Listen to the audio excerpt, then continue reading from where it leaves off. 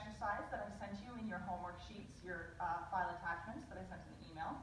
I also wanted to demonstrate the difference between yes, good, and no, and how those three markers are used, because they can be a little confusing. We're not just using them as praise.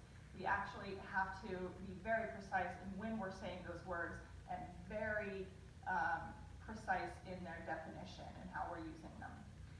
So, yes means a reward is coming and the dog can move to access it. So because they can move, we use it as a release from sedentary behaviors like sit, stay, or down. So I put Candace in a sit here. I don't know if you can see her because she's behind the column, but this is the best room we have for filming. If I want to tell her, sorry, let me back up. Once I put her in a sit, a stay, or a down, or in any position, the stay should be implied. I shouldn't have to say it. I can if I want to remind her, but it should be automatic. Now, if I want to tell her it's okay to move, then I just simply say, yes.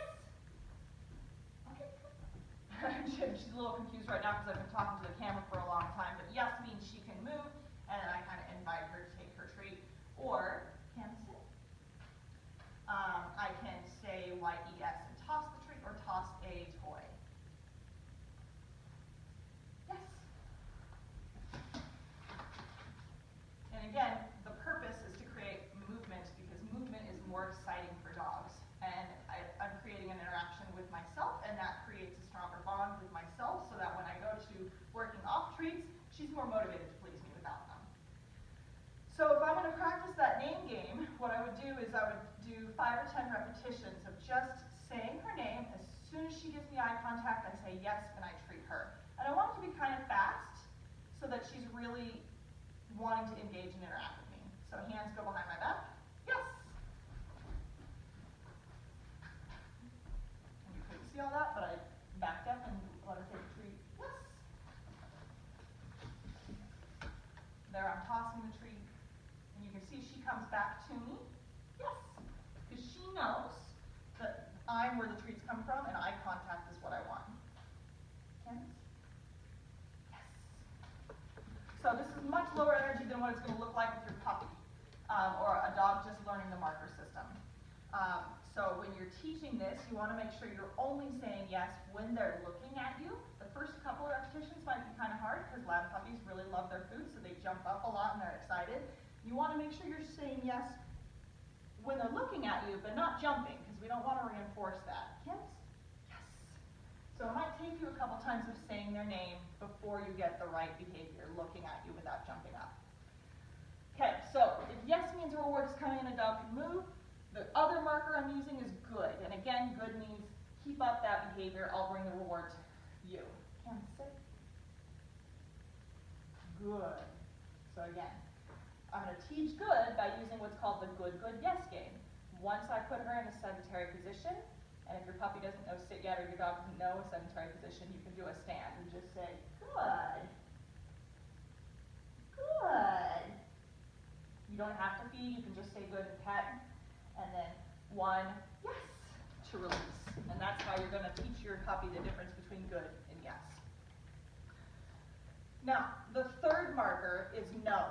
And this is the most misunderstood word in this communication system because a lot of people use no to mean bad dog or don't do that. It's out of habit from raising kids. Hey, stop that. I don't like it. When you're training dogs, I actually prefer to have a totally separate word for those behaviors you don't want, like off or leave it. But no is reserved to mean, oops, you've made a mistake, try again. It doesn't mean you're going to be punished. It doesn't mean you're in trouble. It just means you're not going to get the reward you want. So it's a way of telling the dog, like when I'm working on stay for the first time, if they stand up, that they've made a mistake. So that's going to be harder for me to demonstrate because she's a pretty advanced dog and is not going to make a lot of mistakes. Candace? Heel. Good. So I've been working on a more complex heel. Sit. Good. But let's say I told her sit and she didn't sit, or she laid down. Then I would say, no, not in a mean way, but just no and repeat the command until she got it right. Yes. I'm not going to show you how to start no yet because we aren't going to use it with your dog until we get a little further along in our training.